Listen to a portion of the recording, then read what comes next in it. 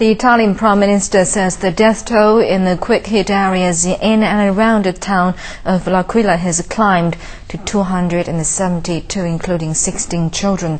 Silvio Berlusconi made the announcement after visiting the hardest-hit areas for the third day in a row. Tens of thousands of people have been left homeless by Italy's worst earthquake in 30 years. Andrew Dupuy has more. The Prime Minister has visited the disaster area every day, surveying the damage in a helicopter and reviewing rescue operations on the ground. Berlusconi is trying to infuse people with optimism.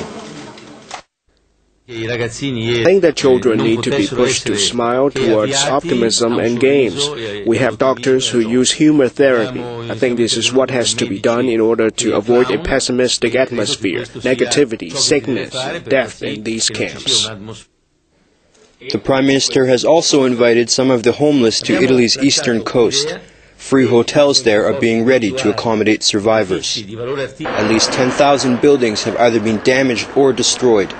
On Wednesday, teams plan to be surveying the buildings still standing to see if residents could move back in.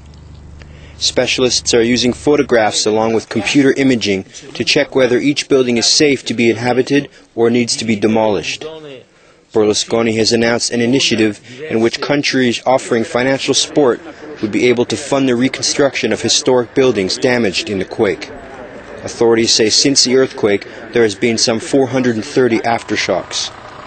A mass state funeral for victims in a national day of mourning is expected to be held on Friday. Andrew Dupuy, CCTV.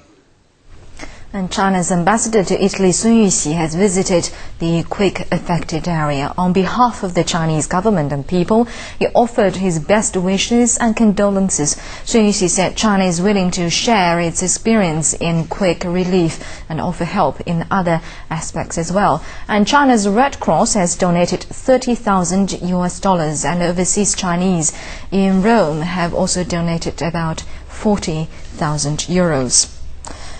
But there are some 60 Chinese living in the quick-hit area in Italy. Zheng Yu and his wife, two of them, they're now living in a tent. Nina takes a look at how they're coping there. Zheng Yu and his wife run a clothing business in Italy. They were awakened just before the quake destroyed their home.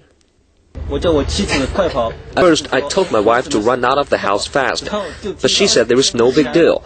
And suddenly we heard a crash, and we ran out. Their baby is due any day now. They hope his birth will be a new beginning. My baby will be born within 15 days. I want to give him a very meaningful name. I hope he's safe and sound after the earthquake. The couple is now living in a tent with two other families. The Italian government is providing all the food and necessities. Zheng Yu says what they want is to get back to their normal life as soon as possible. Lina, CCTV. Well, all the best to the people in the quick-hit area in Italy. In other news,